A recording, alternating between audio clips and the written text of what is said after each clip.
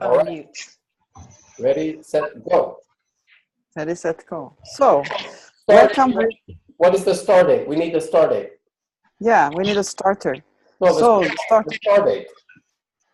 What do you say? The start aid. Planet Earth, and it's start date May 7th, 2017. Yeah. That's a very special date. That's a very special day. Imagine the 7th of May, 2017. We will never forget this very day. Never. Mm-hmm. Okay. So, very good. So, everybody very much welcome. And as you say, please mute your mic when you're not speaking. And then if you want to say something, just raise your hand and we just connect, because there are always some of the background sounds that becomes a bit weird when we're listening to it, all of us. Good. There was a relief. Thank you, whoever did that. So, yes, you're welcome to this, what we call day 2 of this TTT training. And we are all happy that you're joining, and we might see some more people, and they will come if they have the possibility. I'm talking from the west coast of Sweden, and I'm Gunilla, and we have met before, and this is the wonderful continuation of this training. So we just do, since we haven't all met each other, we just start with a short round where you will just say your name and where geographically you are, and what your expectations is for what you have experienced so far with this tapping that you did since last time. That is, so name and place, and what have you experienced since before? What have you done, or how have you used what we did last time? And for those who were not with us last time, just tell what you have done with tapping before. Okay. So from my side, the first will be Noreen, who has also been waiting for a long time. Please, Noreen, go ahead. Right. Ever since last time, I've been practicing myself, but I already do EFT. But I think I've already said I do voluntary at a place called Rhubarb Farm, where the volunteers have learning disabilities very often, or mental health, physical health, and sometimes we get the children from school who don't fit in just at the moment. And so I've reread your book and looked at 1 or 2 things. Since then, I've actually completed the assessment, but I don't know whether you've got it, because I redid it. I got 19 out of 22, so I thought I'd do it again. Then I don't know what I did for the second lot. But I've also got my friend here, because you said we needed somebody with us. So, see if I can introduce you to. Hello. Hello. Hi. Hi. This is terrible, isn't it? Your name's just gone. Beverly. Bev. What's your name? What's your name? Beverly. Beverly. Okay, nice. Welcome, Beverly. Thank you. So whenever is needed, I think that is. Okay. And remind me again, so where are you geographically? In what state? I'm in UK. You're in UK, that's it. And where is it? Nottinghamshire. Nottinghamshire. That's not too far from the north. In the north. Okay, yeah, that's true. Nottinghamshire. Yes. Now I remember. Right. So, is there anything else you need to know? No, I think that's fine. Very much welcome, and you also have. So good. So from me next then would be Ulf is down there. It would be Julie. She just Hi. Hi. I just unmuted. Hi. Yeah. So I'm Julie. I'm in the United States, in Northern California, about 12. That's big. About 12 miles north of the Golden Gate Bridge. Oh wow! And let's see. Since our last training, I just jumped right into doing the tapping with myself and also with my clients, who most of them have diagnoses of PTSD. And they all have had a favorable response to the tapping, and they've all been doing the tapping. And I've also, if I have if I've done it with them in session, and say we have a phone session the following week or something, I've been doing it with them over the phone, and kind of counting so that we can kind of stay together on the sequencing. And I've been also using it on my 11-year-old son, who has ADHD, and he's like, I like this, Mom. This is great. And he's not open to, therapy mom kind of information from me. So he really liked it. So I'm really excited to learn more, and I've been sharing it a lot with other colleagues, and yeah, I've been using it, going over the assessment too. I haven't completed it, but trying to do the tapping daily, just as an intention, waking up in the morning and doing it. And but I've noticed that it's very effective if I just remind myself, oh, let's just tap, or I'm having a thought, or I'm having a sensation. And it's like one of my clients said, it's like a reset. It's like hitting the reset button. And I thought that was a great. That's a very good expression. Description, of it. Very good. Yeah, I was actually thinking about the same. I was thinking not the reset button. It was like, what do you call it? Like, the similar thing the other day. It's like you get this tapping is like imposing a new rhythm, or a rhythm into the nervous system. It's something like that. I was thinking the other day. Yeah, very good. A question, Judy. What techniques do you usually use with people? What techniques? Yeah, when you're doing therapy normally. Before TTT. A lot of grounding, breathing, orienting to sensation in the present moment, and I find that people like that, but aren't very consistent with it. So the tapping, they've been saying that they've been doing it on their own and coming back to session and reporting about positive things about it. So I'm not sure if it's the movement that is in conjunction with the two breaths, which is helpful. I think it is, versus just breathing and counting shapes and colors and things like that. I think it's the movement that's really effective, in addition to the breathing. Yeah. Good. Great. Thanks a lot. I just have to ask also, what kind of, like your son, he says, I like this, Mom. Has he, what do you say, made it more precise? What is it?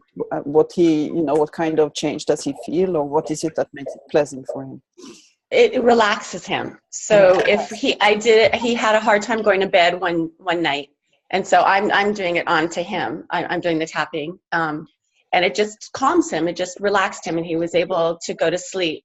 And there was another time where he was more emotionally dysregulated. I picked him up from school, and I just asked him, would you be open to doing that tapping again? And he said yes. And so he was a lot more agitated at that point. So after we did the tapping, he was calmer, and then he got back into his thoughts and started to escalate again. So we did it again, and then he was calmer, and then we got onto another subject. So again, I think there's part of the relaxation, and then part of the reset. Hitting the reset button. Could I ask you something? Have you, out of curiosity, have you looked at what he eats? He likes all the things that they say he shouldn't be eating. So it is a little hard. He likes a lot of the carbs and the starch, but I try to, and he doesn't like vegetables and fruits, and so. I'm just saying, because there's this guy called Harald Blomberg, who's a serious psychologist. And he's been working with ADHD kids for a long while, and he does two things. He changes the diet, and he retrains the limbic system, and most of them lose the symptoms completely. It's quite interesting. Okay, yeah, I'd be interested in his name. I didn't catch it the first time. Yeah, I'll send it in the chat. Okay. And also this guy called Dr. Perlmutter, who also works with the diet that looks at the microbiome in the gut, how that actually does change the symptoms that are classified as ADHD. But if you want to give him a challenge, if he's up to that, because it sounds like it, ask him if he and you, for one day or for an hour or whatever, will use your non-dominant hand on purpose for everything you do with your dominant hand. Okay. So all it is if you're signing something, opening a door, having a drink, brushing your teeth, you should always, the challenge is to not use your dominant hand. Okay. That's one of Harald's, and also some other people's, because it trains the limbic system to do impulse control, and it trains you to focus, because it's an impulse to use your dominant hand. Right. Just automatic. Right. Yeah. Okay. Great. I will. Yeah. He likes the challenge. Okay. Thank you. Very good. Thank you so much, Julie. Right. Sure. So, from my side then, we will go down to Michelle Brown. Hi, Placide.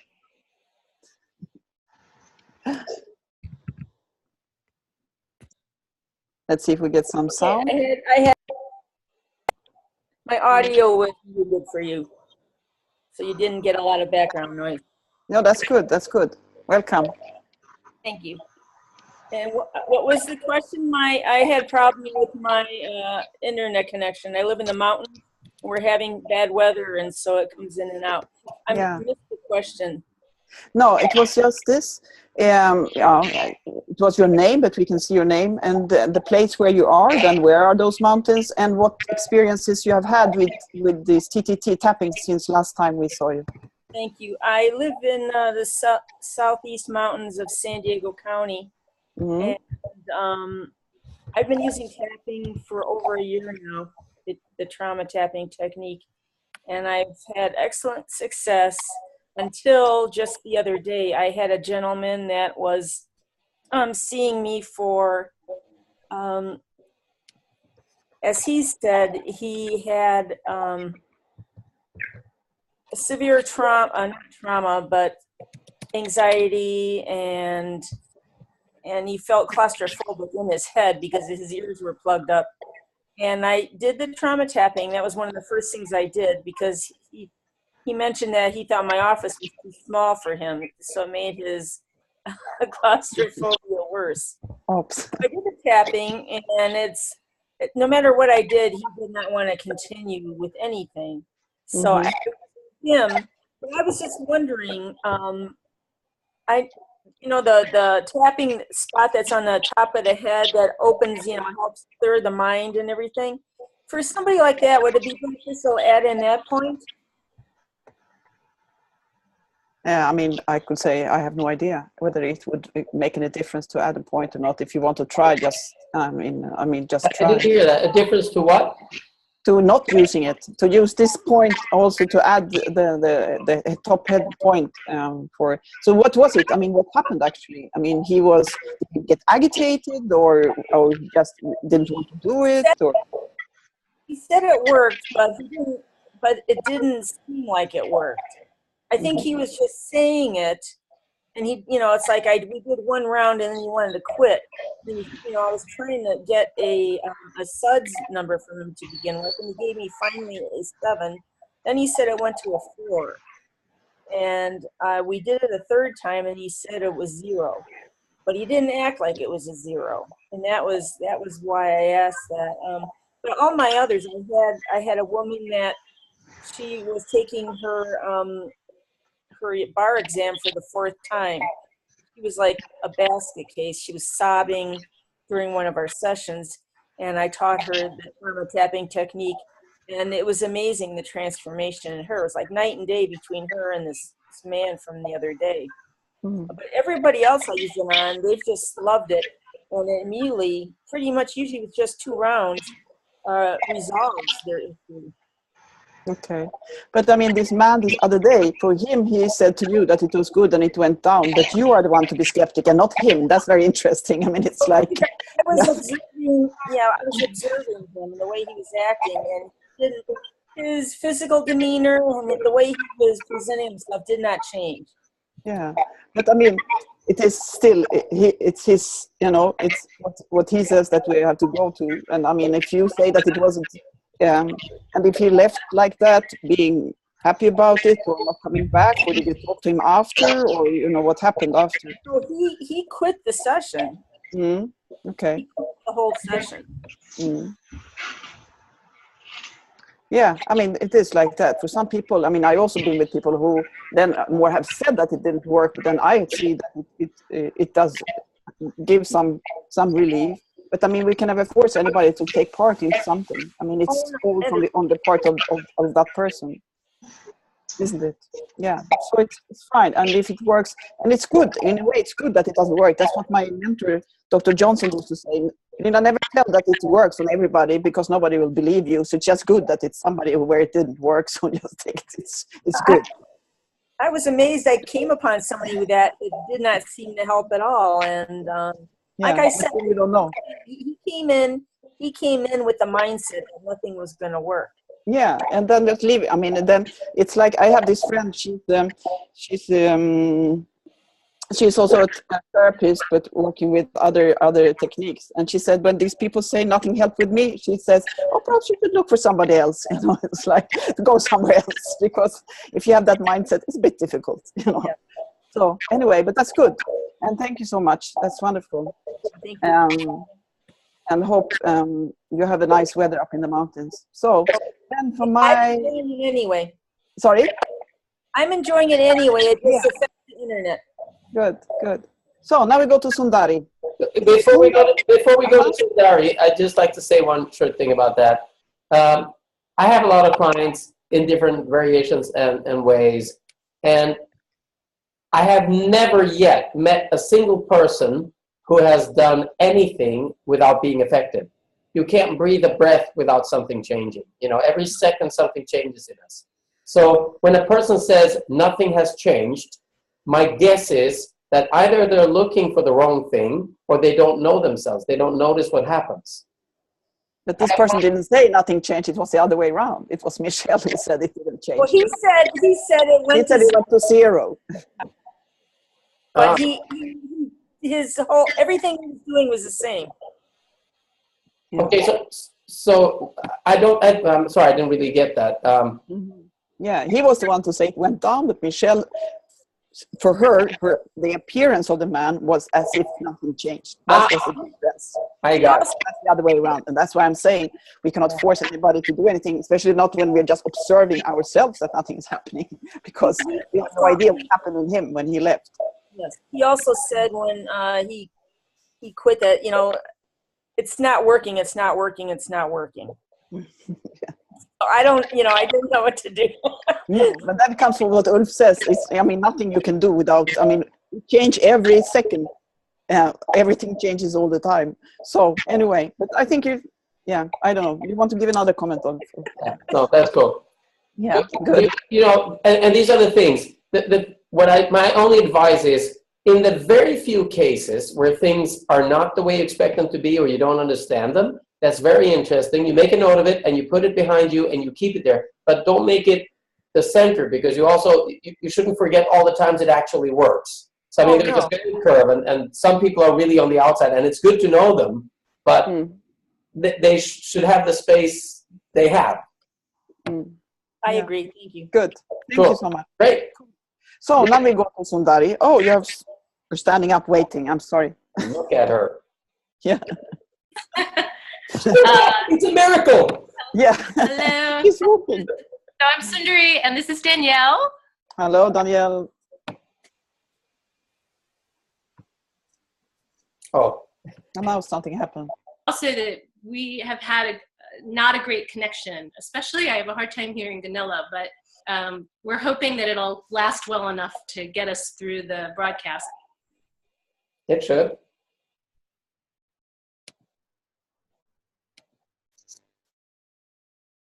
It worked very well up to now. Now, if that was the broadcast, then it was perfect. So we let people start or whatever they're doing. Yeah. So we just go to. We leave you, Sundari, if you hear us still, until your connection is coming back. So we go to. Yeah, she's back. Hi. So we have a pretty bad internet connection here. So I don't know how much of that. I'm not sure how much of that you heard. No, nothing. Nothing. Okay. All right. I had introduced Danielle. Yeah, that we went so far, and then it cut. Okay. So I was supposed to join the webinar with you on the Sunday the 9th, and the 8th is.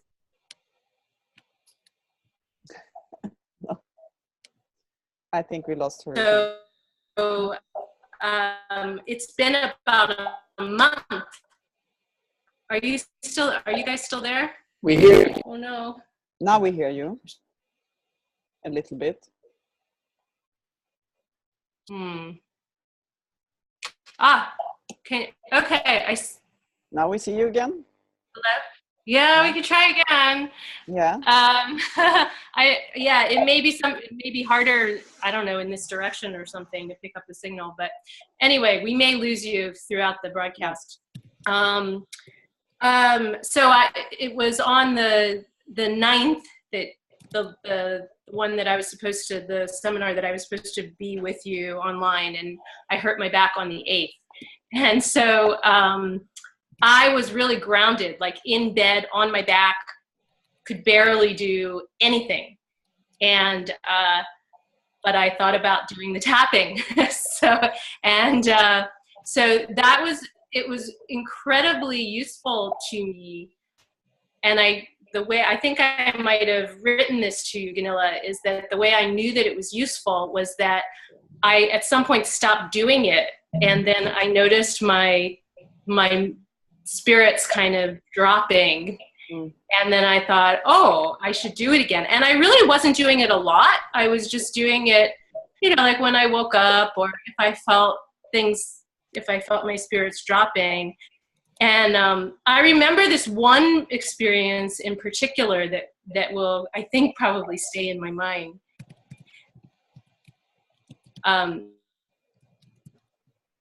Which was that I was literally on my back. I couldn't really even move in bed. And I was looking out through the window at the trees. And I could have really been like upset. I could have really been in a bad place, but I did the tapping, and it really helped me connect to. It was like with consciousness, with a larger sense of self that was not with my body, rather than being just oriented to what's going on in my body, like a larger sense of myself, and that was all still intact and okay, and that I was fine and be fine. Great. That's wonderful.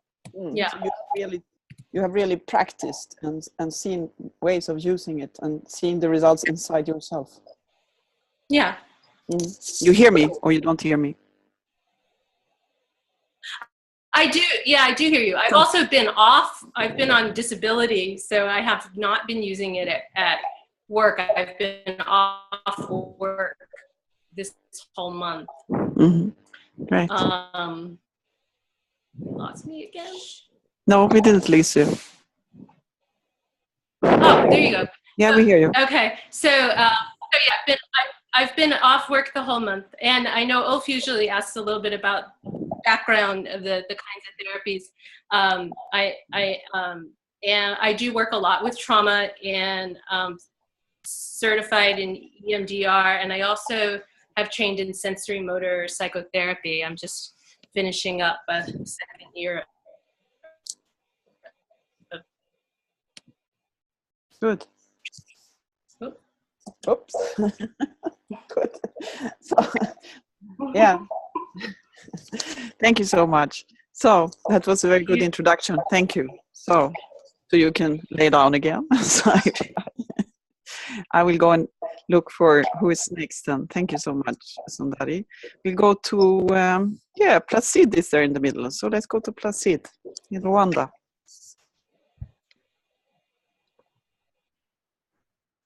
Hello. Hello. Welcome. Very well, thank you. You don't have any headphones, do you? Yeah, well, not for me. Yeah, or you just speak a bit louder, because it is like, you just speak a bit louder and we'll hear you. Hello, I have everything. Good. Thank you for having me tonight. Hello? Yeah, you speak a bit louder. Yeah, I'm saying thank you for having me tonight. Thank you, Desi. Mm. So I don't know where I can start from, but Placide is our, I'll introduce him to the other ones of you, because Placide is our colleague in Rwanda and Congo. So we have been working a lot together since last year. So yeah, we've been doing a lot of practice in prisons and with refugees and former child soldiers in Congo and in Rwanda. So he is very experienced. But you tell me what you've been doing since last time, because we haven't been with you for quite some time. So you can say a bit what you've been doing there in Congo last time, so the others can know about your activities. Yeah, last month in April, I was in Congo working with children. So it was amazing because I've been tapping with the kids, with the songs. I could give them the opportunity to share. Yeah, some they could tell me, oh, I feel resting. I don't have, again, like nightmares because they have been experiencing in the night. They can have the terrible nightmares. They dream when people are around them, when they want to kill them, when the terrible memories when after them to kill them. So in the morning, I could go to them. Oh, please tell me how last night.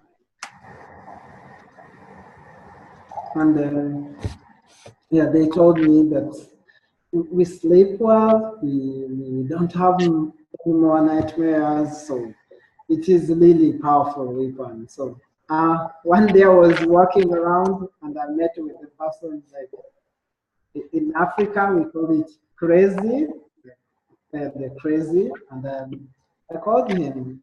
We went in the place where I was working in the office, and I started to tap him, and I was doing some tapping, and I asked him, "How do you feel?" And he was telling me, "I want to sleep." Like, you know, he wanted to feel sleep when I was tapping him. So to me, the experience is it's very good. You know, when you hear those testimonies, you hear what people are saying, so you feel more motivated. You feel like, yeah, something it's needed, and we can do more with the tapping.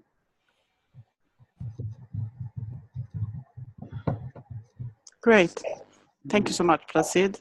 You're welcome. Great that you are with us. And I'm sorry I didn't mute my mic before, but everybody, you heard what Placide was saying? Will you put the thumb up if you heard it? Or did you hear? Yeah, good. So, yes, let's go to Ulrika. Ulrika, I'm in Stockholm, Sweden.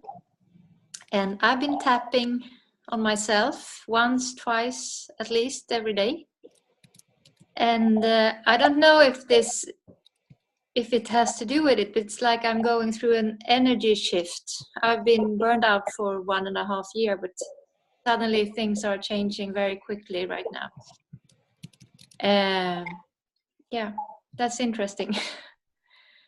I've been tapping my son, who is 11 years old. He loves it. He wants me to do it every night before he goes to sleep, and he falls asleep very quickly.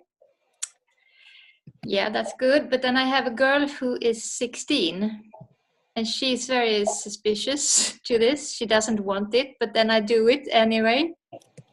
And actually, it doesn't work that well then. So I think it has something to do with that you really need to want it if it should really work well, but I don't know. So I've been tapping friends around me. Oh, that's as great. soon as I can. Yeah. Yeah, that's wonderful. And I mean, it is good. And I mean, I would say that family is always the most difficult to work with and to get accepted. My daughter, she would never accept. She doesn't like this tapping. She likes many other things, but not this. Mm-hmm. And then sometimes we don't want to have so close to the family, having our mother as, like, she would say, I don't want you to be my therapist. No, even if it's something that is very physical, she doesn't have, but still. So, but then others accept it very willingly. So I think that's how it is, you know. Yeah. And then we don't really know perhaps what's happening inside. And Ulf wanted to say something, please. Yeah. Yeah, I just wanted to discuss a little bit because it is interesting. Like Anila is saying, family can be tricky because you're close to them. They want a friend, they want a mother, they don't want a therapist. Also, there is the question of secondary gain. Sometimes somebody's saying, I have a headache, you know, so I can't take out the garbage. You're saying, I can help you relax. They go, no. I prefer the headache to taking out the garbage, right? Yeah. I mean, that's an exaggeration, but there can always be a secondary gain to something. You're taking away the one bargaining chip there is. But I'm interested when you're saying that the notion that it will work better if you believe in it. Yes, there's always a placebo in everything that we cannot control. But in my experience, a broken leg will heal regardless if you're aware that it's broken and regardless if you believe it will heal or not. There is a part of healing that will take place because it is on a neurological level of relaxing the body's nervous system. So I'm just adamant that we don't believe that tapping is something that has to do with faith, because I've seen so many times people that have been tapped. So that my question is, when she said it doesn't work, that's very big, you know. What does she mean by that? What is it that doesn't work? I guess she means that she doesn't experience anything. Right. You know? And what did she expect to experience? I don't know. Yeah. So was she being tapped for something specific, like anxiety about an exam in school or something? Yes, exactly. Stress and anxiety. Yes. Right. So my advice would be, and advice is not meant to be that I know what I'm talking about. I will always be guessing because I don't know her. But what I would say about it is, perhaps she doesn't know what it feels like when she's not stressed. So she can't tell the difference between being not stressed or stressed. So the difference is if she's happy or not. And tapping might or might not make you happy, but the stress could still have gone down. If you do tapping, research shows that cortisol levels do go down, which means the stress hormone is lower, but maybe she is not feeling thrilled about the exam. So it's a question about expectation, right? Yeah. And the other thing that could be happening is that when you want tapping to work, you need to connect to the emotion that you want to decrease. So if you're saying, I'm not happy when I'm flying airplanes, and then you do tapping, and then you ask the person, are you happy flying airplanes now? And the answer is, I feel no difference. Why? Because you're not in the plane, right? So she might feel the difference when she actually is at the exam, even though if she didn't feel the difference now. Yeah. So I just wanted to throw that into the air, you know, along with everything else. But in this case, because I'm her mother, I thought that the smart way is to learn to her so that she can do it by herself. Exactly. So I don't have to be in charge there. Yeah. Yeah, and just explain to her that it's not an act of faith. People laugh at it; they think it looks stupid, you know. But it actually works on a mechanical, neurobiological level. Just tell her what she could try if she feels like it is next time she has any anxiety, even during an exam, she can just go a little bit here. You know, nobody will think that's strange, or you know, here, and she can try it. What is there to lose? Yeah. Yeah. Cool. Great. Thanks. Thanks. Great. Thank you so much. Thanks. Who did we not talk to? Margaret.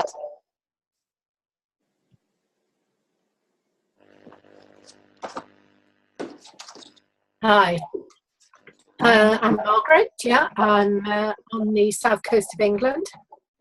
And I'm an EFTer. I've been for a while, and I integrate it alongside other things I do, which is bits of everything. I sort of blend together: NLP, guided imagery, mindfulness, and I find it very helpful for myself. And it was interesting, that last conversation about the expectations and the not finding it useful. I can remember when I first started doing it, I worked with somebody, and I think we touched on it last time about, you know, we really just tapped on, I think this could be daft and I'm not even sure it's going to work, sort of.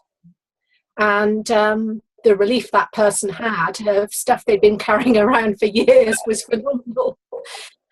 She couldn't quite believe it. But I find also, you know, from the relaxation point of view and the relaxing the nervous system, some people don't take to mindfulness things so easy, whereas the tapping can help because it's something to do, if you like, although it's trying to get people to sit in the non-doing, but effectively they feel like they're doing something. And so it's much easier because it does have that calming effect and reduces the anxiety. And I just, I particularly used it this last month with myself because I found a few things stressful, and I've been getting, I get tension in the neck and head, and I get a lot of headaches, and I've got one right now. And it is just useful to sit and quietly tap. So yeah. Yeah, I think for me it is, I mean, it makes completely sense. I do, I mean, a lot of meditation myself, but often I start with doing tapping before, some breathing exercises to, you know, to level down, to get more close to yourself, to your spirit, because it really makes a big difference. So I think using it that way, and then just letting people sit quiet for a moment. You don't have to call it anything, not even mindfulness or meditation, but just being quiet and, like you say, sitting without doing anything. And just listening to your own breathing, or just, you know, but it is easier when you do this tapping before, because then you will be more calm, and the person will feel, oh, wow, I can be calm and sit still, you know. And instead of starting out and trying to do meditation or mindfulness exercises and feeling failure because, you know, the brain is jumping like monkeys from branch to branch, you know, from thought to thought, which makes for many people, it becomes very discouraging. Because it is like you think you should not think or so, but that's not the case. It's just, you know, letting these pass. And it seems easier to let the thoughts pass when you're doing this tapping before. That's my experience. Yes, it just stops the overwhelm, which is a good place to, you know, just calm everything down. And then they find it easier to focus on whatever they want to focus on, even if it is a bit of negativity. It's easier to bring it to mind, and then you can deal with it more calmly. Good, great. Thank you so much. Thank you.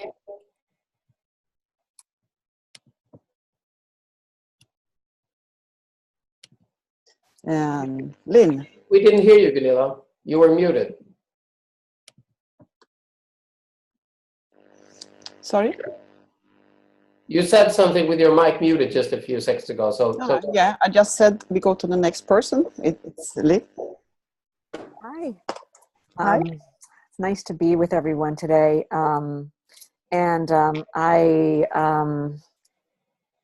I have been using the tapping myself every day, and what I've been noticing is that that there's, when I do it as I'm doing it and then I'm breathing, it's sort of this expansive feeling, not just consciousness, but mostly I feel it energetically. And then when I finish, I know that I've done something very good for myself, and it has helped me recalibrate and shift gears. And I'm taking the 21-day challenge, and I'm doing it for 21 days. And I have noticed that in the morning, when I wake up, a lot of times my first thoughts are filled with anxiety and dread. And then the last couple of days, that has changed. And that's really huge for me. I'm also a psychotherapist and work with clients who are a lot of addiction and trauma and relational issues. I also do EMDR and family constellation work. And I have anybody who will listen to me, I am teaching them tapping. and anyone who I feel it will be beneficial to.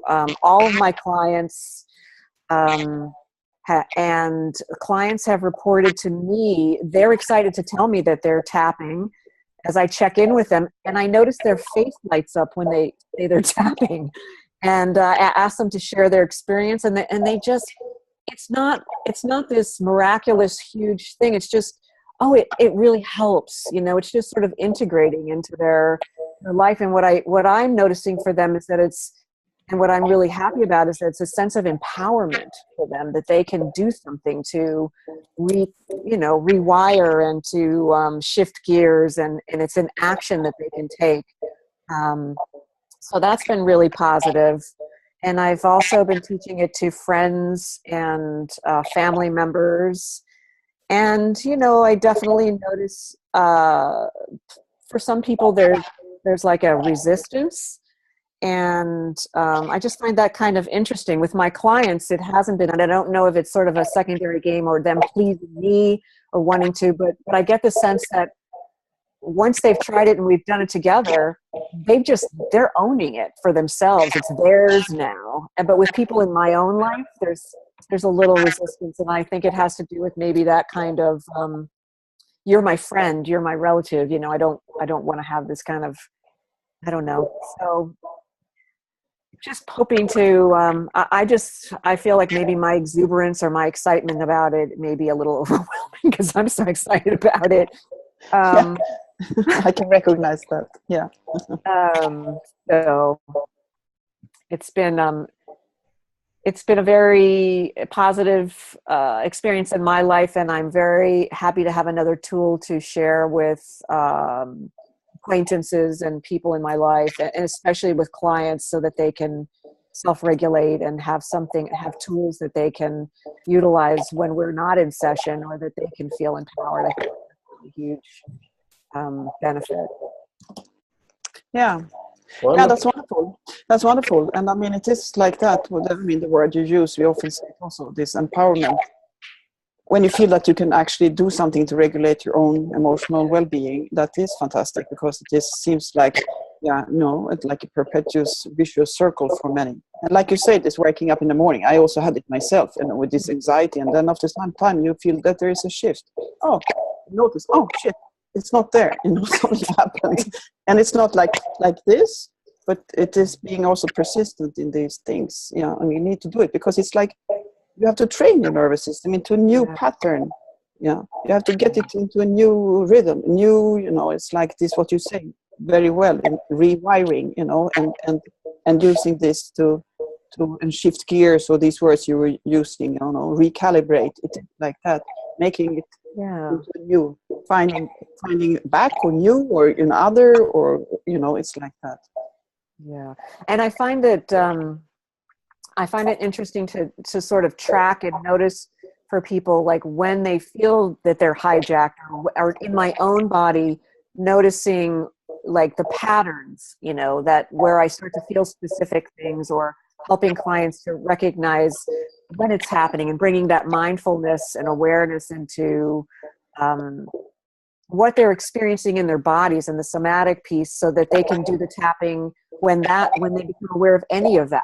And I find that to be really, really helpful, because it seems like there's so many different fragmented parts that could benefit from this, and being aware of what they are. But then having something to really tangible to be able to offer to, when you notice that, why don't you? I'm afraid of becoming a broken record. Why don't you tap? Because I have to sort of calm down a little bit about my excitement. I think, there's a time and place for everything. And I think your enthusiasm, like you say, with a client will convince them. And I think enthusiasm with friends will deter them. Because, if you found that and you're so happy and you found it before me, now I'm going to be pissed if it's that good. So I'm just not going to try it. For some friends, I don't know if that goes. And for others, it's going to be like, if you like it, I like it too, But when people, my experience is that when you present something to people and say, here is something that I tried, you can see how excited I am. And I would like you to try it, so if it's something for you as well. If somebody then says,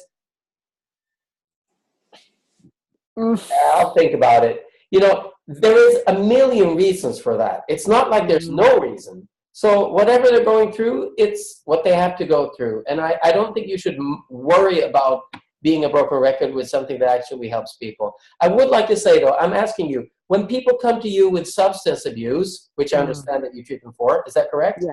Yes. Are they coming to you because they, of their own free will, would like to stop abusing substance, or are they coming to you because they have to? Well, they're not coming to me because they have to.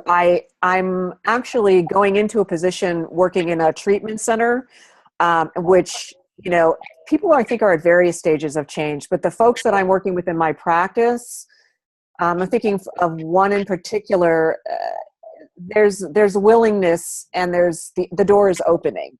So they're not mandated, if that's what you're meaning. Yeah. Okay. Not mandated. Yeah. An advice that I got from some colleagues a long time back and that I've followed since is, if you want to help somebody, tapping works for cravings. Cravings create stress, right? And stress creates cravings. So if I have a craving for cigarettes, any stress I perceive will increase the craving because the cigarette calms me down. And in the same way, the other way around, a craving, you know, for a cigarette will create a stress. If I don't want to take the cigarette, I'm creating the stress of what am I going to do instead. So in both cases, tapping works because it works on the stress part, and that's why that's probably why it's extremely good for cravings, right? But if you're going to help somebody with a craving, you can ask them, because it's the craving you're treating, ask them to bring the craving to your meeting. So if they're going to have 2 cigarettes before they see you, there is no craving to work with. So tell them that you're happy. You know, they're free to go smoke 50 cigarettes after they see you, but please come with a craving so we can see what the craving is about. And I think that works really, really well for most situations. Thank you. Cool. That makes sense. Yeah, that makes sense. Thanks. Okay. Good. So, and you, Ulf, what kind of tapping experiences have you had since last time? Tell us one or two. Yeah. Well, I see clients 3 days a week. All kinds of clients, every possible and impossible, sometimes, I think. I integrate a lot of different techniques. So sometimes I use tapping, tapping, and that's what I use as the primary treatment. Sometimes I use hypnotherapy or havening or reflective repatterning or just something else. So it's a grand variation. I would say that tapping is involved in almost everything I do. So the question is, does it have a small or big part? I do a lot over the telephone. I do a lot over Skype, and it works really, really well. When it comes to family therapy, I've had a couple of families with kids that have, in one case, the mother is ill, so the child is afraid for the mother, and the child and the grandmother come to me because they need to be able to get help to handle that emotionally. So this is one specific experience the last weeks. And I simply tell them that it's about mental hygiene. So in a family, regardless of age, everybody can contribute to the mental health in the same way that in a family, everybody contributes to the physical health by washing their hands before they make food together. Because if one person has dirty hands, everybody gets sick. And I just explained that this is the same thing with the mental hygiene. You know, if one person is very worried, it doesn't matter if you or your mother or whoever it is, you can help by making sure that you're calm. So just staying calm helps everybody be calm, and you're actually transferring calm to each other. So, you know, everybody in the family can learn how to tap themselves and control their breathing. And sometimes I do a separate training on the alpha theta breathing, which I've done these last weeks quite a lot.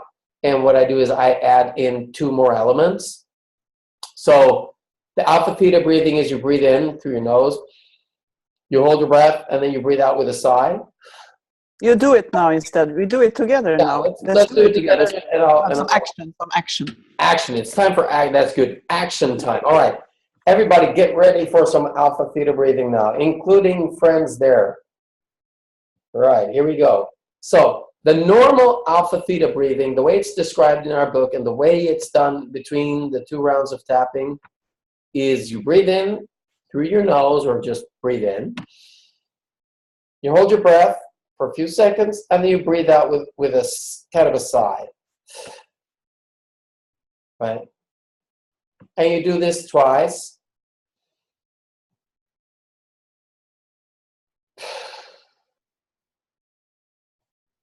Now, I want you to try to do this just a little bit differently. We're going to embellish it a little bit. So when you breathe in, you hold your breath, and when you breathe out, try to become as heavy as possible. Not only do you breathe out with a sigh, but you see how heavy you can make your body. So breathe in, hold your breath, and breathe out and become as heavy as you can. And really feel gravity pull your body down. So let's do this again. We breathe in, breathe out, and become 10 times heavier. Excellent. Now, the reason I don't tell people to relax is because everybody doesn't have a concept of what it's like to be relaxed, but everybody knows what it's like to be heavy. And the heavier you are, the more relaxed you are. If you're completely relaxed, you're so heavy that nothing can lift your arm, you know? So I add one more element to most of my clients because it just, the way, we looked at power posing last time, and power posing is how your body actually, your hormones creates reactions in your body. So if you have dopamine, or oxytocin being transferred in your body, you will smile. And the other way around, if you smile, you will get a shot of dopamine in your body because your hormones is going to be releasing because it senses the smile. Now, most people have a reference for a smile, right? When you're feeling good, or the way a certain person makes you feel, or if you've seen a movie with Bruce Willis, and I like Bruce Willis because in every movie, there's like terrorists behind him. There's a building on fire, and there's terrorists with a dirty nuclear bomb, and they've kidnapped his daughter. His ex-wife is on the phone, and she's really pissed about everything. She's telling him, Bruce, how about our daughter? Is she okay? And he's like, yes, darling, I'm going to fix everything. It's going to be okay, And, how are you going to do that? I don't know. Do you have any weapons? No, I have a chewing gum. That's all I have, but I'm going to fix it anyhow. And then he smiles this yippee-ki-yay smile, And I tell people, find your inner yippee-ki-yay, So just breathe in, find your yippee-ki-yay smile, and then you breathe out. And you keep the smile. So all you added was becoming heavy and your own version of, it could be your grandmother's version or your sister or your whoever, a teacher in school, your cousin, a dog, a puppy. There you go. Yeah, that's good.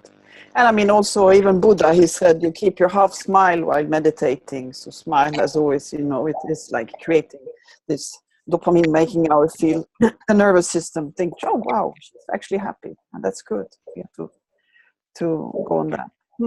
Thank you so much, Ulf. Yeah. So what do you want to continue with, Ulf? Well, I think, I'm not sure, everybody wasn't here last time, so I'm not sure we've done, I think we have some friends here that should be tapped, so I think we might want to jump into the tapping a friend part. And you have a friend there, Gunilla, so you could do it and show it, and everybody could join, because I have no friends today. Placid, do you have somebody there? Placid. Yeah, you do it. Yeah, because that was one of the things, for this time. So how many of you have somebody there who you can do some tapping with? Yes, Sundar, we know, have the friend. Noreen, who else has one? Somebody there. Yeah, so then it's actually,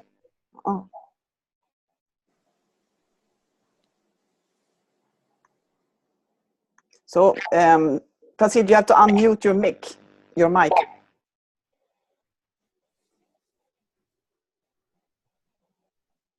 Can you unmute your mic?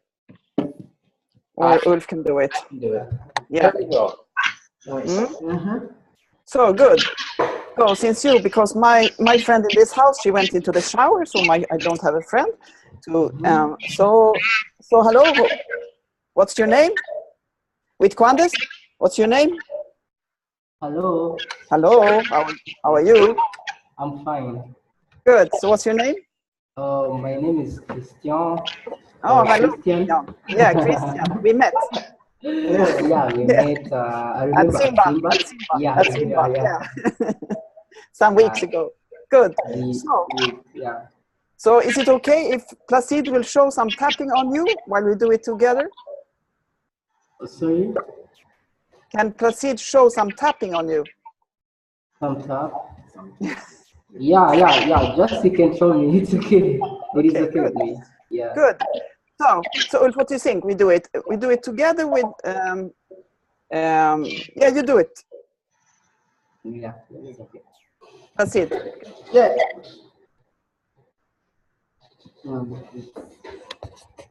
So the way we usually say it, so you can do it together. Yeah, Noreen. Yeah.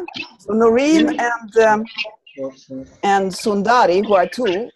I mean, you can do it at the same time and then experience. So Placide, you place your chairs. So often we say that you place your chairs like two ships meeting. So you don't put them in front of each other. You put them inside of each other. You understand? If you have two chairs, don't put them so that you sit in front of each other, but you sit on the side of each other, like this. Or are you going to stand, Sundari, or how is it? You'll stand. Okay, no problem. So you'll be standing. But Placide, and then Placide, perhaps you can unlock your you take off your and use the mic in the. Perfect. And do you have? Noreen, do you have? Do you want us to start? Are you going to sit or are you going to stand? Noreen? Yes. Would you rather stand? You rather stand. No problem. You do what you. I mean, usually we just sit. If you have two chairs, you can just sit. Yes, we're sitting. Yeah, you're sitting. Yeah. Okay. Good. Shall I just pull that down a bit? Or is it that better? So then Placide. So then you do it with Christian and you show and you tell while you're doing tapping, just like another session we did in any place. And you tell what you're doing. You do like an instruction. And Noreen and Sundari will do it together and the other ones will just watch, okay? Okay. Mm-hmm. So you want us to say what we're doing? Yeah. Okay. Placide will tell what he's doing and just do the same, okay? So we're tapping on the karate point. Yeah. And you do more tapping? Yeah. Yeah, as much as I can. No number, just do it. Yeah. We usually say okay. Well, we just. And you can do 15, 12, 20. It depends the time you have. Then I'm tapping on the inner eye. Yeah, and then we do what. So here you can ask him to we call it. Yeah, we call it the crown pull. The crown pull. You do it with the thumb. You open. Yeah. Yeah.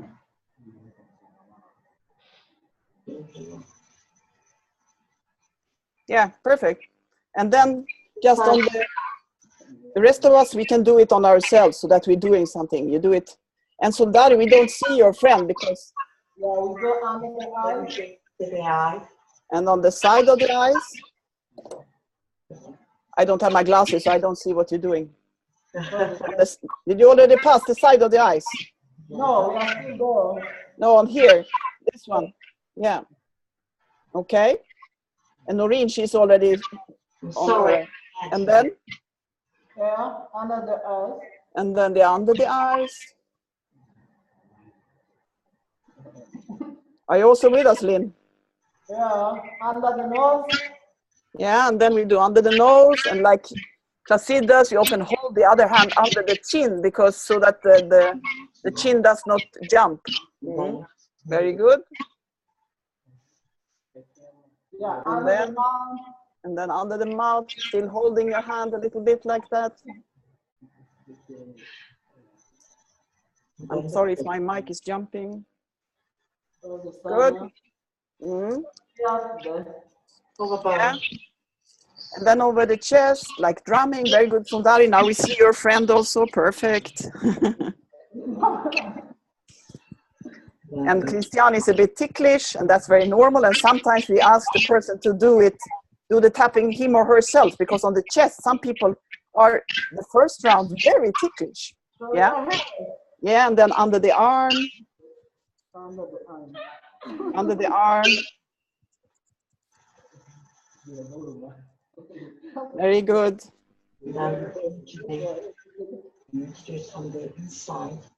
Yeah, and then we go for the fingers. The first one. Yeah, they go for the little one.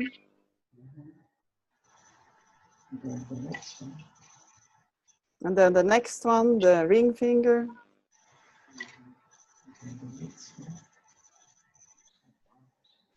And Michelle, she has already finished her first round. We go for the long finger. Which finger are you on, Placide? Are you on the index? I'm on the thumb. Let me go back to the chest. Index and then thumb. Good. And it is like if the person you're tapping on, you can always offer them to close their eyes to focus on whatever it is they need to work on, whatever. So, but it's, and then back to the chest. Very good, like a drumming.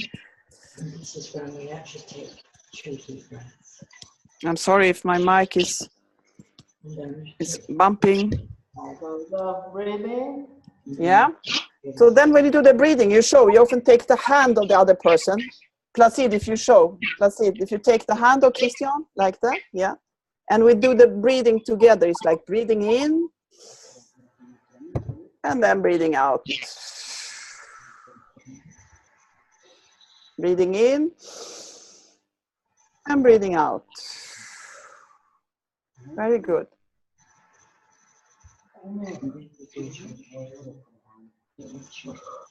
And then you start the second round. You want to do the second round? Yeah, and then you just start the second round. Placide, you also go? You teach Christian to breathe next time. You go for for the other hand. You need some breathing exercises, Christian, I think. Yeah. And then again, you do this, what we call the crown pull. It's like opening the front head, forehead it's called. Yeah. And then the tapping.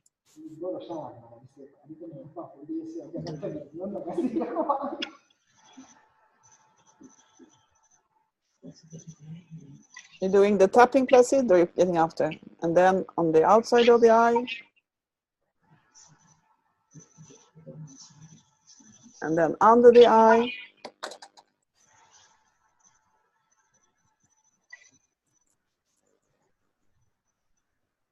And then under the nose with one hand.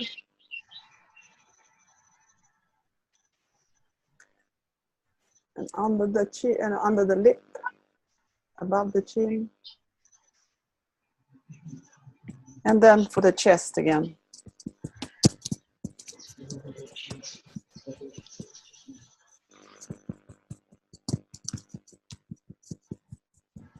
Good. And then under the other arm.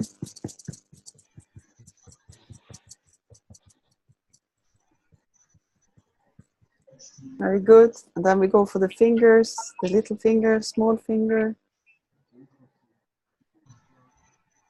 the ring finger,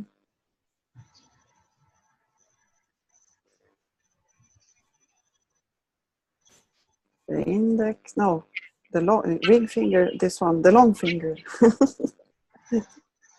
I always confuse the names of the fingers. And the index, and the thumb.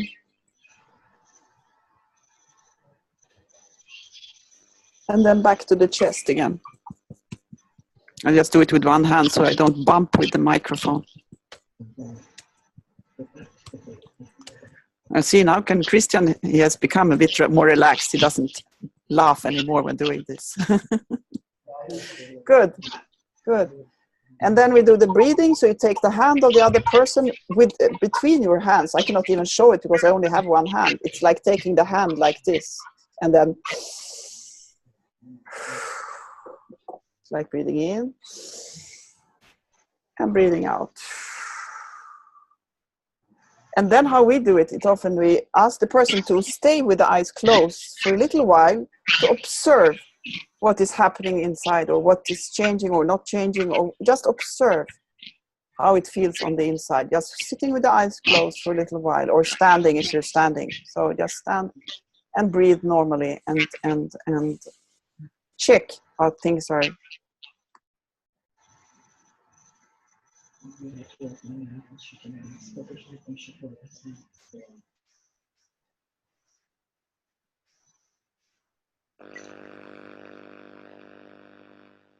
Because that's also like a moment of meditation, or I mean this, because people often don't observe. That's the first way of seeing if something is changing from one time to another time, just learning to observe inside. Very good. Thank you so much. Yes, Ulrika, please.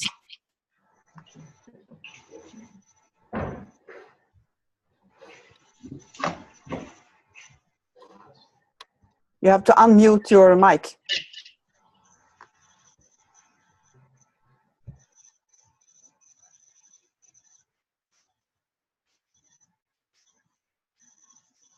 Ulf, can you unmute her mic because it's not unmuted, please? Thanks. I sometimes have the feeling that I want to do more than 2 rounds, that I want to continue. That like 2 rounds is nothing, you know, I could do like 10 rounds or something like that. And for us it is like, that's why we have this wonderful metaphor from our friend Habgoba about washing your clothes. You wash your clothes first with soap, then you rinse them. And then when you hang your clothes and you see there are still spots on them, you will still wash again. So that means doing 1 round is the first washing, rinsing is the second round. And then you can wash any amount of times. I have been working with people who were very agitated. It's somebody's mic who is very noisy. Is it mine or Noreen perhaps? Okay, on that. So because it is like with some people who have a lot of tension, if they like, you can continue for a long time. I've been doing tappings that continued for like an hour or so because the person was such in a level and not feeling calm. So I was just asking, do you want to continue? Yes. So just doing like, just sitting with the eyes closed and saying, yes, continue. So that's perfectly fine. There's no overdose really, you know. It's okay, like, but are you still working with the same feeling that were expressed from the beginning then? Depends on. For some, often I would say that if something else comes up, just let it come, you know, because it can be these layers of the onion. It just comes very fast for some people. For others, it takes weeks, and for some, it's like within minutes they unfold this whole fruit, you know, getting. So it's all depends. It's that constant answer. It depends. Okay. And asking the person, do you want me to continue? If they say yes, and you have time, fine. Otherwise, continue another time, or ask the person to continue him or herself at home. So that's very good. And you can also say that there are 2 ways of offering to do tapping. One way is to offer people relaxation or stabilization, and that's when we call it tension tapping, because basically every round of tapping will allow them to go in a deeper relaxation. So in that case, it feels good to continue, and there's no reason not to. In the other case, we're actually trying to disconnect a trigger of some sort that starts an unwanted emotional response. So it could be just about thinking about something that happened, or an aspect of it, like public speaking. I'm going to have a public speech next week. When I think about it, I feel really, really bad. Could we do tapping on that? Okay. So you start doing tapping, and after, already after half a round or 2 rounds, they go, oh, what is that you say? Well, I just remembered, it has nothing to do with this. I just remembered at one time when I had stolen cookies at home and I was 6 years old, my father came into the kitchen and said, now you have to tell, your brother why you took those cookies, because they were his. And that memory is connected somehow to the first thing, but these thoughts pop up. You know, so it started with a thought about what you were nervous about, and then it popped into a memory, and that's the onion of memories as well. So in one case, you're just relaxing. In the other case, you're actually calming memories and allowing them to flow up to the surface, right? And that's why we say whenever you offer tapping to somebody, you offer it. You don't insist. You say, I can, you know, if you want to, I can help you maybe to relax that reaction or relax however you're feeling right now. But we also say that it's a good thing before you start to say, when we do this, another feeling could bubble up to the surface. Can we please, if this happens, just continue for another round because it will go down. So you agree to continue until calm. Because some people, when another emotion bubbles up, they go, oh, this is really weird, you know, don't touch me, you know, because they get afraid of their own emotions. So you just agree to continue until calm, and then everything will be fine. Yeah, good. Thank you. Now I'd like to ask those who came as this fantastic guest, like Bev. Could you just say, how did you experience this session with Noreen? If you... the more I went through it, the much more relaxed I felt. So yeah, very beneficial. Mm-hmm. And did you already do tapping for yourself before? No, this is my first experience. This was your first experience. Okay, good. Thank you so much. So now you're feeling good? Yes. Wonderful. Thank you so much, Blair, for being there. And now I forgot the name of your friend, Sundari. Unmute your mic. The mic. Danielle. Danielle, yeah. So, please. I've had a little bit of experience with tapping before. I came in very relaxed, so I think I feel even more relaxed. And I did have a bothersome image that I kept in my mind. So it's hard to know. I didn't feel a big shift, but the stress reducing aspect is certainly clear for me. Okay. Could I ask a question? Yeah. When you brought up the troublesome image, did bringing it up create a noticeable shift in your system?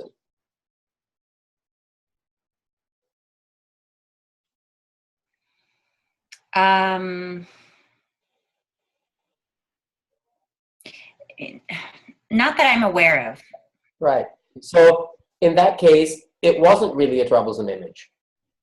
Okay. If it was troublesome, you would have felt bad by bringing it up. Okay, so I need to do a better job at finding more bothersome. Well, I mean, you did a good job, because what you just found out is that your rational brain thought that this image is troublesome, which is why you chose it. But if your body doesn't react to what you think is a troublesome image, you're not being troubled, because trouble is an emotion.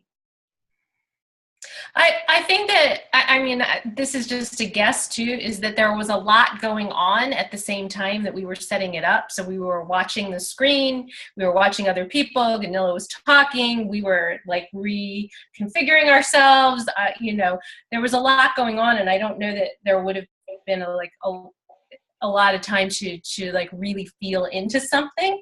I don't know if that's a piece of it, but it could be. But it's all fine. It's all good.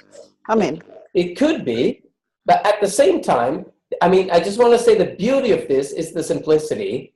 Even if you're disturbed, I've done this at my kids' party when they were like 8 or 9 years old, and imagine 25 kids, 8 or 9 year olds, running around high on sugar with balloons, you know, and one of them goes, "I'm afraid of heights." You know, "I'm afraid of heights." So it's not like she's concentrated. She's going, you know, "Can I have some more? Wait, I'll concentrate 2 minutes." And we did it. But when I asked her, "So how do you feel about heights?" She went, instant reaction, "I'm really scared of them." And when you see and she feels the reaction, then there is something that you can actually tap on. So when she did like this, I did the tapping, and she looked at me and she's like, is that all? I said, yes. So she got up and she curiously walked over to the balcony and looked down and said, yep, can I have cake now? That's great. So my advice would be, don't worry about things not being perfect, because they never are, you know. It's not about perfect or good or bad. It's, you know, whatever you do is better than nothing. But if you want to try it, what you're looking for is not necessarily the thought you think is troublesome. You're just looking for whatever thought that brings up a change, a shift in more negative emotion than earlier. And you only have to touch it a little bit, not go completely into it. You know what I mean? Does that make sense? Yeah, thank you. Cool. Yeah, I think it's all good. So let's go for Christian and Placide.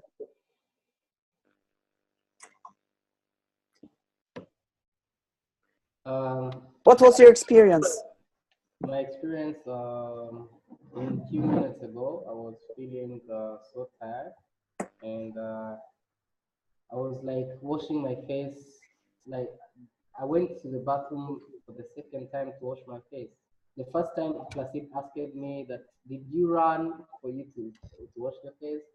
I was like, no, just I feel I want to wash it. So the second time, I went back because I was feeling so tired. I want just to refresh myself. I went to the bathroom just to wash my face.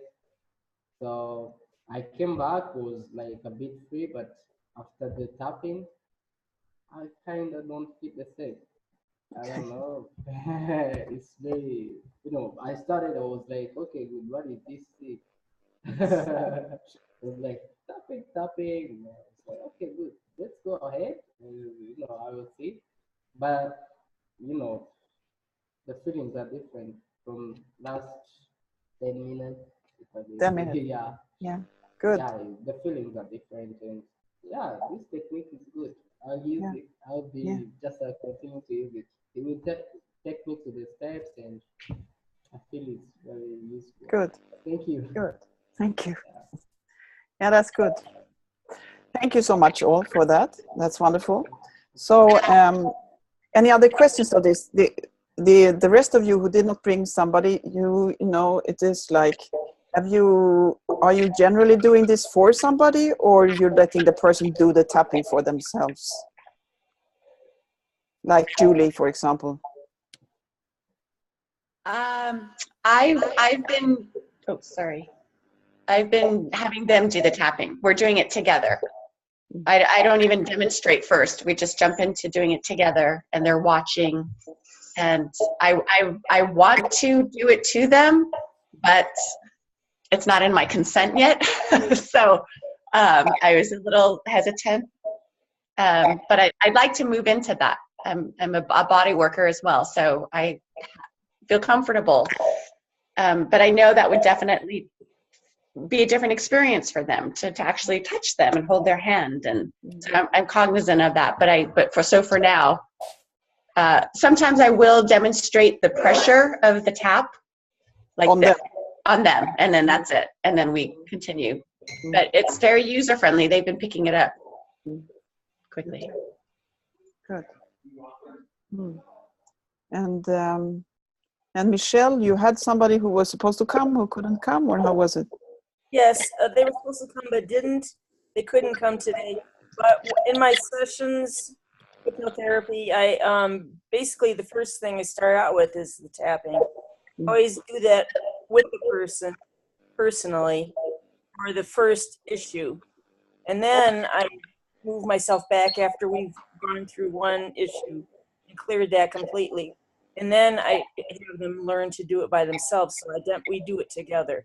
So I do it both ways every time, and I've done several hundred people like that, and it's always successful, except for the last guy. Yeah. Him I did not do it on because he stated he had claustrophobia. Yeah. I didn't want to intrude on his personal space, so maybe that also had something there. Yeah, oh, that's good. Good. And how was it with you, Margaret? How was it? Do you do it for them, or you do it? I tend to do it myself as a mirror image together, because I found that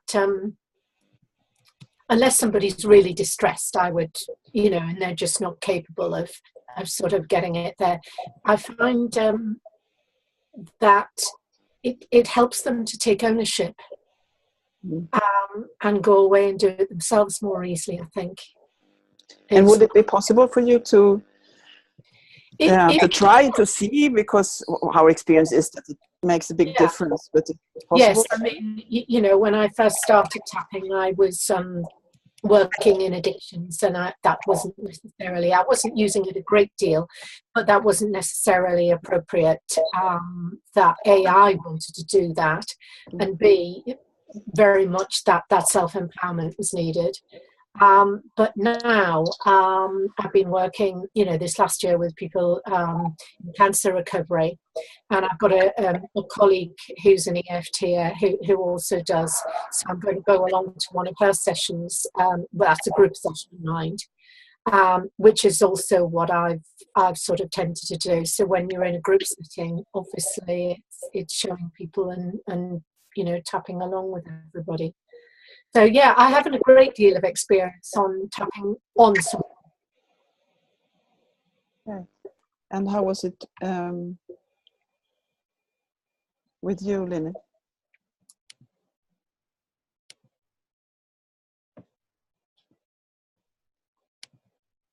Lynn? Hello, can you hear me? Yeah. Now we hear you. Oh, I lost power. Something happened to my computer, and I just got on with my phone, so I missed a portion of what you guys were doing. Yeah, we saw you disappearing. Yeah, so luckily I have a lot of options. Well, it's recorded. You'll be able to check the recording, so don't worry about that part. Cool. What were you guys talking about? Yeah, we were discussing different aspects about how the people who were tapped feel about it, but also, for example, Margaret, how does she work with people, or Michelle? Do you usually tap the person, or do they tap themselves? And I got a question also on the chat here, which is there a difference? And this is a good question which often pops up, and I'm glad it comes up. Is there a difference to being tapped by somebody or tapping yourself? And definitely, from my experience, and I know from Gunila's experience, yes, there is a difference. Tapping yourself will have the effect of relaxing your system, of empowerment, of lowering your cortisol, of focusing, of becoming associated instead of dissociated. All of those things, including limbic synchronization and all that, is going to be there. When somebody else taps you, you can't get away from it. There are more elements in work that will make it more efficient. First of all, you're being cared for by somebody. You're accepting to be cared for. You can close your eyes. You don't have to think about the points. There is the healing element of touch, about which there is so much science, which is basically what Havening is based on. I mean, when we touch somebody, we're actually transferring energy, and that energy changes the system of the other person and changes what kind of hormones are being created. Some hormones are not we can't tickle ourselves. We can't lick our elbow, and some hormones we cannot produce on our own, but we can by simply touching each other, just a simple touch. So there are some elements to that, and I know it's a tricky challenge because in some situations, and especially in the US, it's not appropriate unless it's in your consent form to touch people. I understand that. We recommend that you, if possible, have a consent form which allows you, because there is a difference. Just a way to come around that is to teach somebody in the family, or make the person teach somebody in their family to tap on them. That's what I was going to say. And if you do family therapy, you just tell giving the kids this tool in a family that has a tragic loss or an accident, or somebody's sick and they don't know how to handle it. If you give the child the possibility of tapping their parent, you're evening out, the empowerment levels of that family incredibly, so much, because you're saying that we can all contribute, and the child can contribute to the safety and the stress lowering of the whole unit, which is what a child wants to do anyhow, whether they're supposed to or not. So I think, yeah, big difference. Yeah, good. Are there any other questions? Because I think we should be like finishing it like in 7 minutes or so. So do you have some questions? Anybody of you like now? So please bring them up. Yes, Julie. So what happens during the tapping? A shift is much deeper for the client, for the person, and they're maybe they're getting more, not necessarily more emotionally dysregulated, but things are coming up. Like, what do you do? Do you continue tapping? Do you take a break? How do you modulate that? Shall I answer? Yeah, do answer. Yeah. No, I continue the answer. I will continue the answer. So basically the thing is this.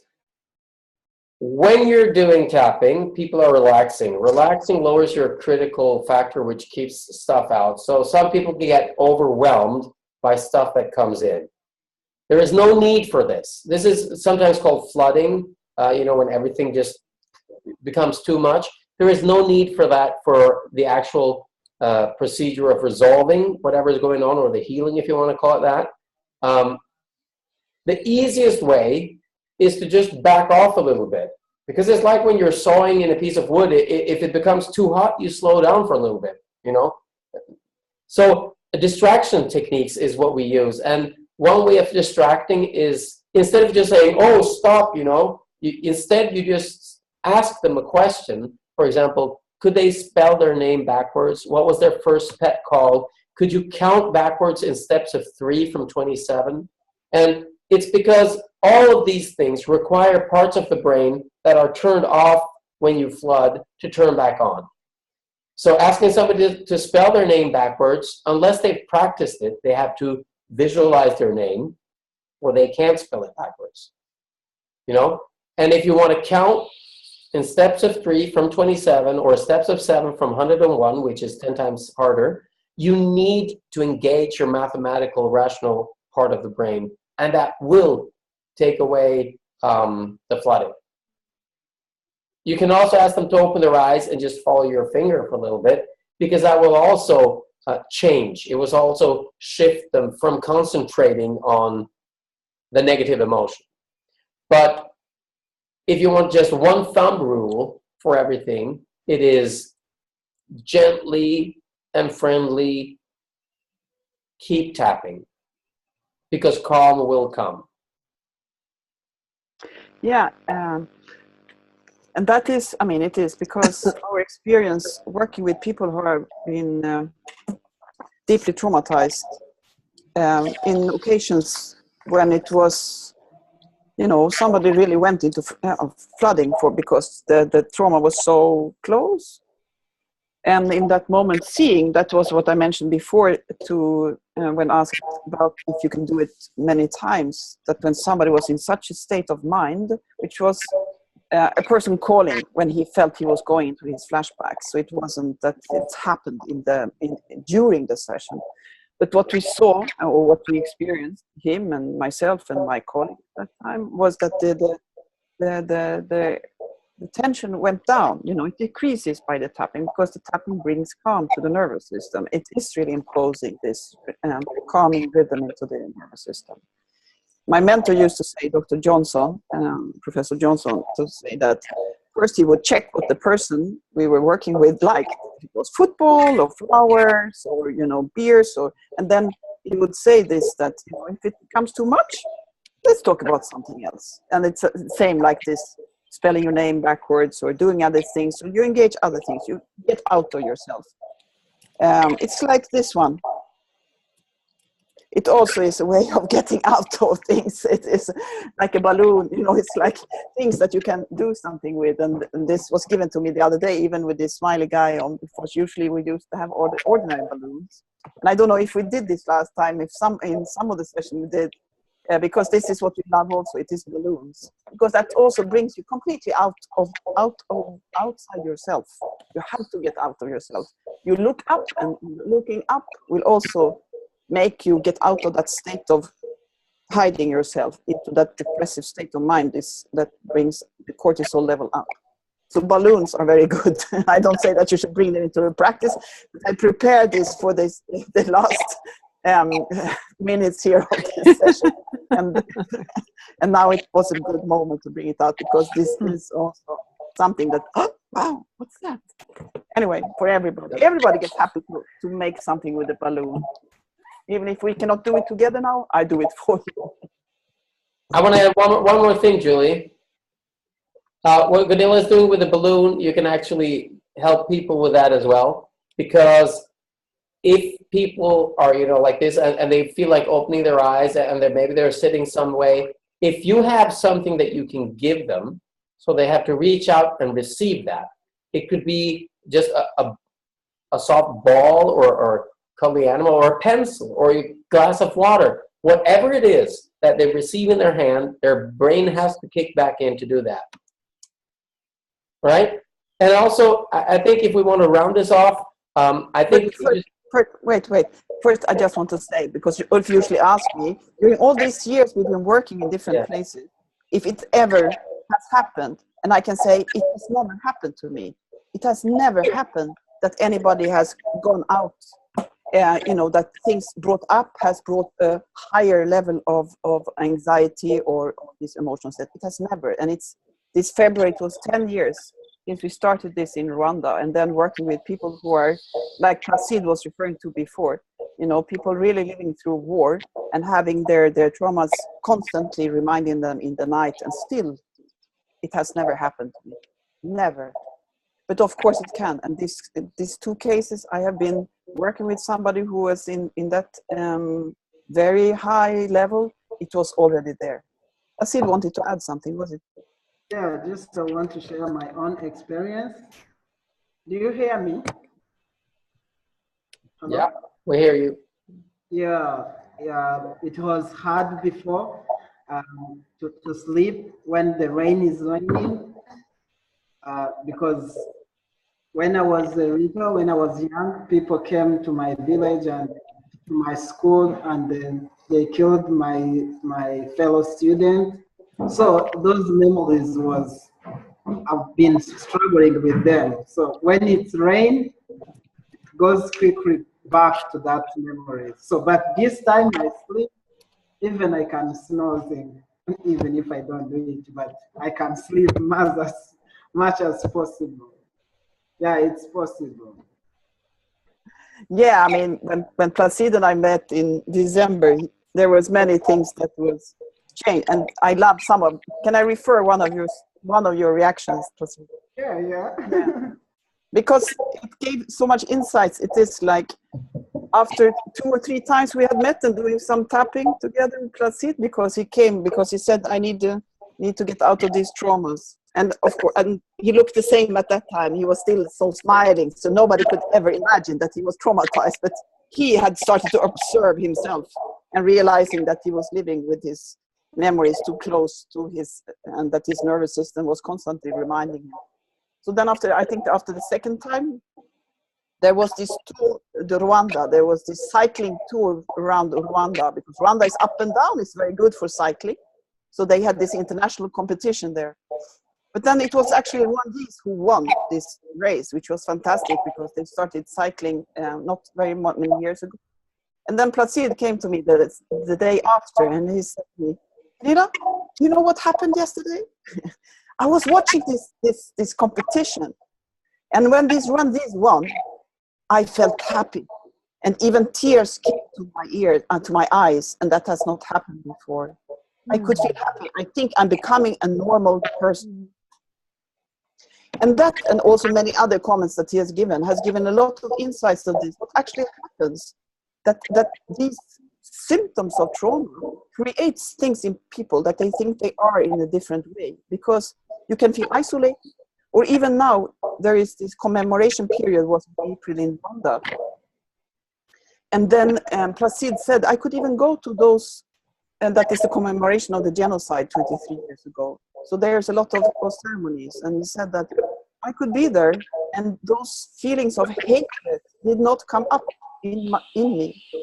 And this also shows that also hatred is a symptom. It's not that somebody is. Anyway, is something that comes. When it can come to a person like Sid, who is the most kind of loving person, then you can realize how much problems trauma are bringing to our world, how much of this violence that it has come because people are traumatized and feeling they have to revenge, they have hating people. So, but that was, thank you, Sid, for giving all the insights. So I'm thinking we should round this off because we're a little bit over time, but if you have the time, I'd just like to round it off with our manifest. Is that okay with everybody? Yeah. Okay, because it sums up what we feel is important if you're going to be tapping somebody. We want you to go through with the certification process for you, not for us. The certification process is you tap 6 people.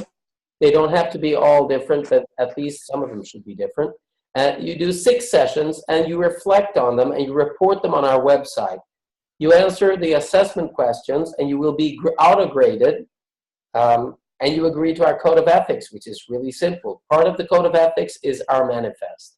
Our manifest is written to guide you to understand kind of what it is that you can think about when you offer to somebody that you would like to offer them whatever results it is you think they might receive or appreciate by tapping. So our first point is take your shoes off and listen first. So we don't barge in and tell people, you look like you need me tapping on you, or you look like you should be, doing what I'm doing here. We always, if it's a new group of people, we don't know them, we don't know what's going on, and we usually don't. We take our shoes off and we listen, and then we find out, how it might be best done. If they're going to do it to themselves or a family member or somebody else, or if it's a group of people, whatever, Just listening first is a good thing. Having an attitude of wanting to learn and not wanting to learn how to tap or wanting to learn what this person needs or wanting to learn why it worked or why it didn't work. But it's all of those rolled into one. It's wanting to learn about everything is a good way of approaching people, because that way you're curious and you're not stereotyping and you're just trying to find out something new with every person. Okay? So, be inspired. Be as inspired as possible. I know, I think we did this last time. I'm not sure, everybody wasn't there last time. I just want to run through it fast as a repetition. Is that okay with you? Yeah, okay. So be inspired. Dare to fail. I mean, people are saying, if I only knew more or had more experience, I would try this, or I've offered it to 5 people and they said no. Well, that's not a failure. That's 5 people who didn't need it. They weren't prepared. Offer it to 5 more. Use whatever you have. Your level of experience is the level you have, and it's fine. It's good. Use it. You don't need more time, money, or anything. You just offer it in this way, and it will make some good. We usually say take no credit for healing, and we mean if somebody says, wow, you really changed my life and you saved me, we usually say, no, I didn't. I tapped you. You saved your life. Your body saved your life. Because we want people to be empowered. And it's not empowering to have somebody help you. It's empowering to be helped and realizing that you did part of this yourself. Pay your way if necessary. That's so extremely simple, People sometimes say, I would like to offer this, but people don't want to pay for it. Well, it doesn't matter. Offer it for free or pay to offer it. Bring humor and stability. A lot of people, when you dress up to go help somebody, you come dressed in empathy and compassion, and people say, I have had such a hard time lately. You go, I'm so sorry, should I help you? We say the opposite. Bring what they're lacking. Bring humor and stability. If people say, I'm hurting really bad, you say, oh my God, I'm sorry, can I offer you this?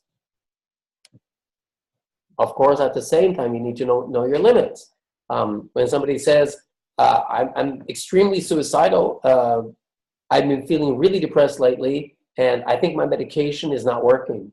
Then if you're not experienced with that, you might say, I'd love to help you, but all I can offer you is a simple first aid technique. I think maybe you should talk to to a doctor or a therapist? Are you talking to somebody right now? Our answer to everything is that it depends. You know, all these questions which are relevant, should I do it to myself? Should I offer it? When should I offer it? Should I stop? Should I continue 10 rounds? The answer is, it depends. We don't know. You know, every situation is new. And if you start from the point of view that everything depends, then you know that you will solve it by simply making your best possible choice in that moment. I already said avoid stereotypes, because stereotypes is when you say, you know, this or that is better than something else, or these people should do something or shouldn't. It's the person in front of you that matters, not what happened to somebody else with a similar problem or anything else. You know, you treat every situation as a blank piece of paper, and you respect every person. You know, somebody says, I've been so bad, I've hurt so many people. And instead of saying, wow, you know, or frowning upon it, you could say, well, are you prepared to heal yourself? You know, are you prepared to move forward? Are you prepared to do something about it? I can help you if you want. Now, the technique is part of this solution. We say learn the rest. And by learning the rest, we mean somebody asked me, what training should I take? I want to be better. You know, I want to help so many people. Should I learn this technique and that technique and this technique? Should I see this girl or that one? And I said, I don't think you need to. You have all experience of life, your own life, and you can use that. And maybe if you want to read something, maybe you want to read Viktor Frankl, The Meaning of Life. Maybe you want to read up on economy for people, or how hard it can be, what a challenge it can be to be depressed and be a single parent, you know. Just knowing some of those things. We offer, we don't insist. We never say, I can help you. We say, I can offer to do something which might help you. And the last point, and not the least point, and in time for 2051, which is the time we intended all along to stop this, is be prepared for miracles.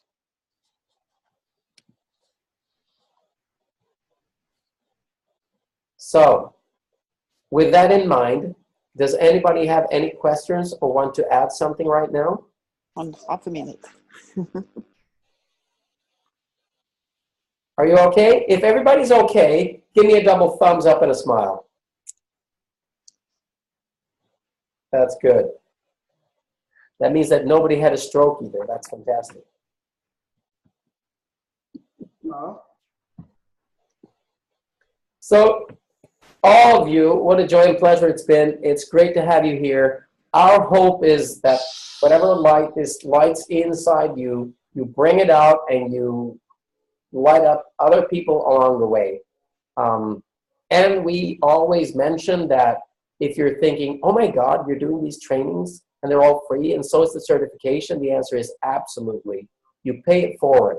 And if you still feel that you want to help us continue what we're doing, you feel free to contribute anything you want, you know. There is a donation part on our page. And if you decide not to because you can't or won't, that's fine. We love you just as much anyhow. Okay? Thank you. Thank you. Asante sana. Yeah, thank you so much. It was wonderful to have you here. Thank and you. please write us and let us know how things are going, and you know, any questions, you know, so we just keep this running. Good. Bye. Thank you very much. Thank you. Thank you. Thank you, everybody. I'm really happy. It's exciting. It's like Thank a you. family. Take care. They are really amazing. Bye-bye. Bye. Bye.